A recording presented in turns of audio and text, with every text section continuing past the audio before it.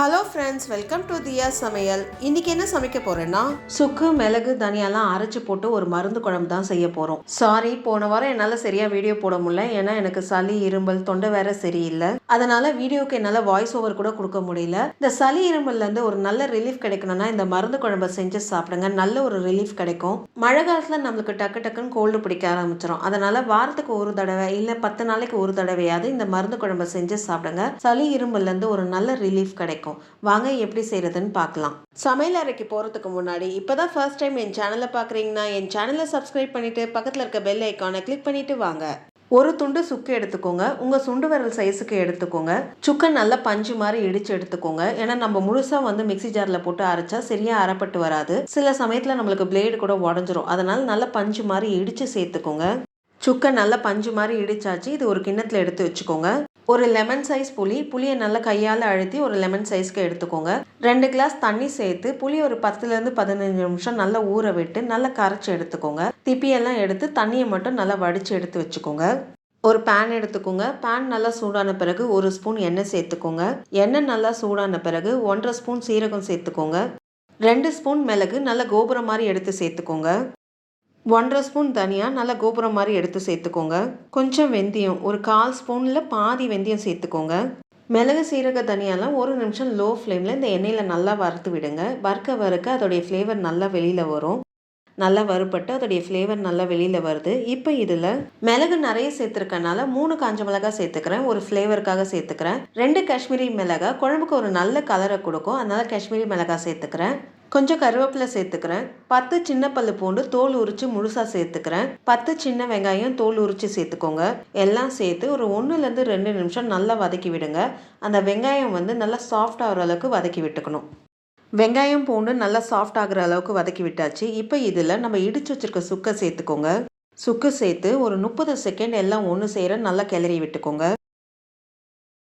எல்லாம் ஒன்று சேர ஒரு 30 செகண்ட் நல்லா கிளறி விட்டாச்சு. இப்போ அடுப்பை ஆஃப் பண்ணிவிட்டு இதை நல்லா ஆற விட்டு ஒரு மிக்சி ஜாருக்கு மாற்றிக்கோங்க. இப்போ இதில் தண்ணி சேர்க்காம 1-2 ஓட்டு ஓட்டிட்டு அதுக்கப்புறம் தேவையான அளவு தண்ணி சேர்த்து கொஞ்சம் கொரன்னு அரைச்சி எடுத்துக்கோங்க. இந்த மாதிரி நல்லா கொரன்னு அரைச்சி எடுத்துக்கணும். இப்போ இதை ஒரு ஓரமாக எடுத்து வச்சுக்கோங்க. இப்போ நம்ம குழம்பை தாளிக்க ஆரம்பிச்சிடலாம். தாளிக்க ஒரு பேன் எடுத்துக்கோங்க. பேன் நல்லா சூடான பிறகு 2லேருந்து 3 டேபிள் ஸ்பூன் எண்ணெய் சேர்த்துக்கோங்க. 1/2 ஸ்பூன் கடுகு சேர்த்துக்கோங்க. 4 வெந்தயம் சேர்த்துக்கோங்க. 10லேருந்து 15 சின்ன வெங்காயம் தோல் உரித்து முழுசாக சேர்த்துக்கோங்க. 15 பூண்டு தோல் உரித்து முழுசாக சேர்த்துக்கோங்க. கொஞ்சம் கருவேப்பிலை சேர்த்துக்கோங்க. வெங்காயம் பூண்டு நல்லா வதங்கி வர அளவுக்கு அந்த எண்ணெயில் நல்லா வதக்கி விட்டுக்கோங்க. வெங்காயம் பூண்டு நல்லா வதங்கி நல்லா செவந்து வரும். அந்த அளவுக்கு வதக்கி விட்டுக்கோங்க.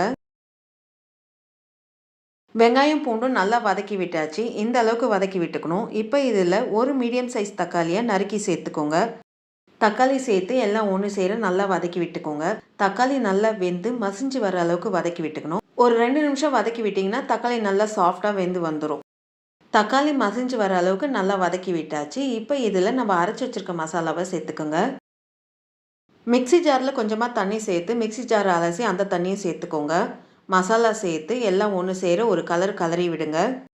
எல்லாம் ஒன்று சேர நல்லா கிளறி விட்டாச்சு. இப்போ இதில் 1/4 ஸ்பூன் மஞ்சப்பொடி சேர்த்துக்கோங்க. தேவையான அளவு உப்பு சேர்த்துக்கோங்க. மஞ்சப்பொடியும் உப்பும் சேர்த்து எல்லாம் ஒன்று சேர ஒரு கலரி விட்டுக்கோங்க. எல்லாம் ஒன்று சேர நல்லா கிளறி விட்டாச்சு. இப்போ லோ ஃப்ளேமில் 2 நிமிஷம் எல்லாம் ஒன்று சேர கொதிக்க விடுங்க.